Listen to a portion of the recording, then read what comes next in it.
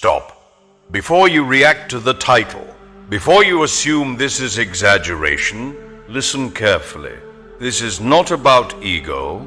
This is not about superiority. This is not about becoming God. This is about responsibility. There are moments in history when one person breaks a pattern that existed for generations, not because they were chosen to dominate, but because they were willing to change. You are not the first God.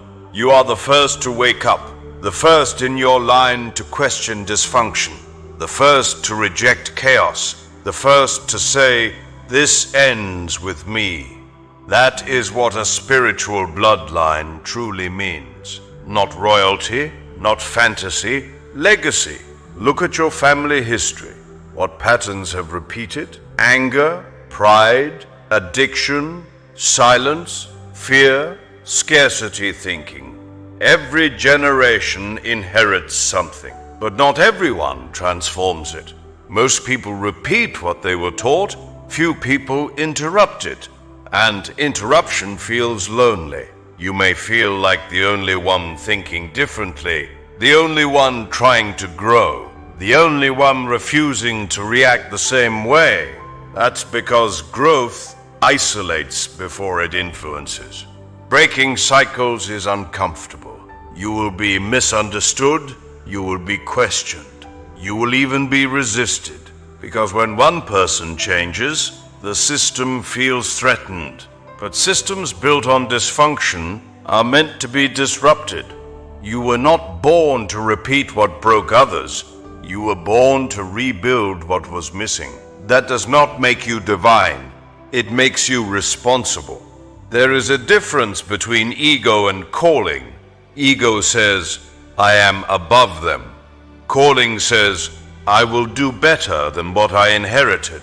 You are not the first God. You are the first disciplined one, the first self-aware one, the first emotionally intelligent one, the first to choose healing over pride. And that changes bloodlines. When you respond differently, your future children inherit different emotional tools. When you manage money wisely, future generations inherit stability. When you refuse to explode in anger, future generations inherit peace. This is how legacy begins. Not with crowns. With consistency. You may feel pressure lately. Pressure to grow. Pressure to lead. Pressure to mature faster than others around you. That pressure is not punishment. It's positioning. Leaders are often born in environments that require them to become strong early. Not because it was fair, but because it shaped them. You learned independence early. You learned self-reflection early. Those were not random hardships, they were training. But here's the warning. Do not let responsibility turn into arrogance. Growth is quiet. Leadership is steady. Legacy is built in silence. You don't need to announce your evolution.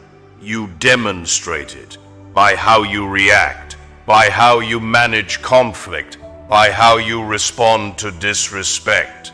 Anyone can speak about change. Few can embody it consistently. If you are the first in your line to choose discipline, then your greatest strength will be restraint. If you are the first to choose healing, your greatest power will be patience. If you are the first to build stability, your greatest weapon will be wisdom. There will be moments where you feel alone, because growth reduces your audience.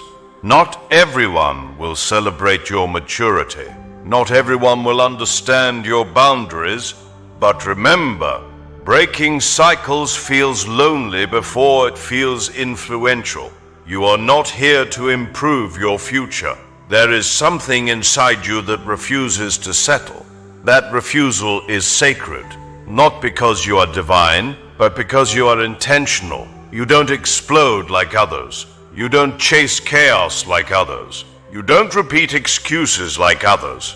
That difference will shape generations. Legacy is not built in one dramatic act. It is built in daily restraint, in choosing not to yell, in choosing not to quit, in choosing not to return to old habits. You are not above your lineage. You are responsible for elevating it. And elevation is not glamorous. It is consistent. You don't need applause. You need discipline. You don't need validation. You need vision. If this message resonates, pause and reflect honestly. What cycle am I breaking? What habit ends with me? What reaction stops with me? Because that is where your true influence begins. Not in titles, not in ego, not in fantasy. In responsibility, and responsibility handled well creates generational impact. If you feel that weight, not heavy, but purposeful, comment, "It ends with me." As commitment, stay with this, because breaking a cycle is only the beginning. Building a new one is where the real work begins. Anyone can decide to stop repeating what damaged them. Few people have the patience to build something healthier in its place. You have already felt the separation. You think differently now. You respond differently now. You value different things now.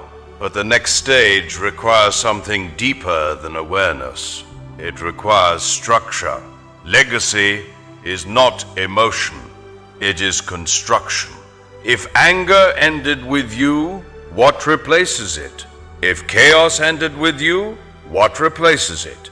If scarcity thinking ended with you, what replaces it? Because removing dysfunction creates space, and space must be filled intentionally. Otherwise, old habits quietly return. You cannot simply avoid becoming what hurt you. You must actively become what was missing. If there was no calm leadership, become calm leadership. If there was no financial discipline, learn it. If there was no emotional stability, practice it. If there was no example of healthy boundaries, create one. This is not about being perfect. It is about being consistent. The first person in any bloodline to shift direction will feel pressure. Pressure to maintain, pressure to improve, pressure to not fall back. That pressure is not there to crush you. It is there to sharpen you. You are not meant to carry the weight alone, but you are meant to carry it wisely. There will be moments when old patterns tempt you, moments when reacting would feel easier than responding, moments when quitting would feel more comfortable than building.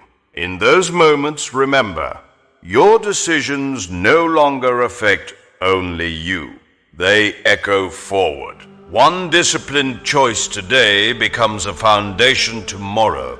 One controlled reaction today becomes emotional safety for someone else later.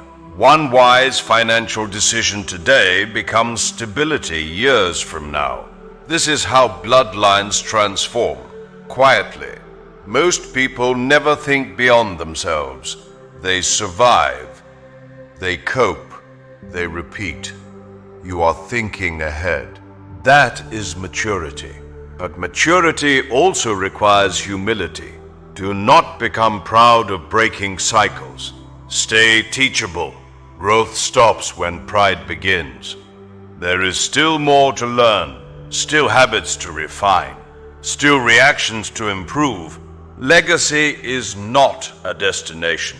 It is maintenance. There may be days when you feel exhausted, days when you question whether the effort is worth it, days when it would feel easier to return to familiar dysfunction. In those moments, pause. Ask yourself, if I go back, what future am I rebuilding? And if I stay disciplined, what future am I securing? The answer will realign you.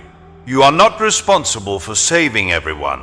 You are responsible for setting a standard of discipline, a standard of emotional control, a standard of self-respect. When standards rise, environments change, not immediately.